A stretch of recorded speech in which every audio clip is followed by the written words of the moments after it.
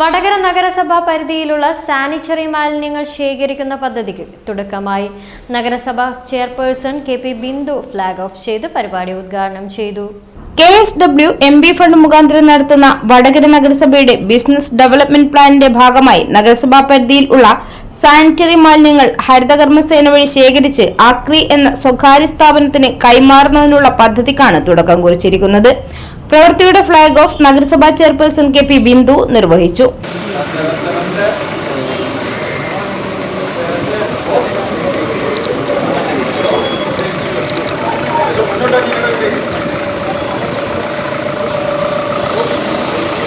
ആക്രിയുടെ ഏജൻസിയുടെ ടീമംഗങ്ങൾ ഉൾപ്പെടെയുള്ള പ്രിയപ്പെട്ടവരെ, നമ്മൾ വടകര നഗരസഭയുടെ ഹരിതകർമ്മസേന ഒരു കുടുംബശ്രീ സംവിധാനത്തിൽ പ്രവർത്തിക്കുന്ന ഹരിതകർമ്മസേന അംഗങ്ങളാണ്.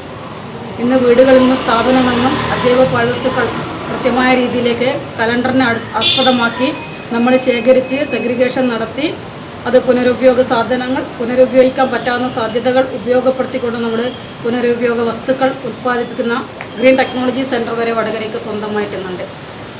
അതിനിടയിലേക്ക് നമ്മൾ അഭിമുഖീകരിച്ച ഏറ്റവും വലിയ പ്രശ്നമാണ് അജൈവവും ജൈവവും കൃത്യമായ രീതിയിലേക്ക് കൈകാര്യം ചെയ്തു പോകുമ്പോൾ ഇന്ന് രോഗാവസ്ഥയിലുള്ള ആളുകൾ ഉപയോഗിക്കുന്ന ഡയപ്പറായാലും മറ്റ് സാനിറ്ററി പാഡുകളായാലും സംസ്കരിക്കാൻ ബുദ്ധിമുട്ടുന്ന ഒരുപാട് ആളുകൾ നമ്മുടെ സമൂഹത്തിലുണ്ട്.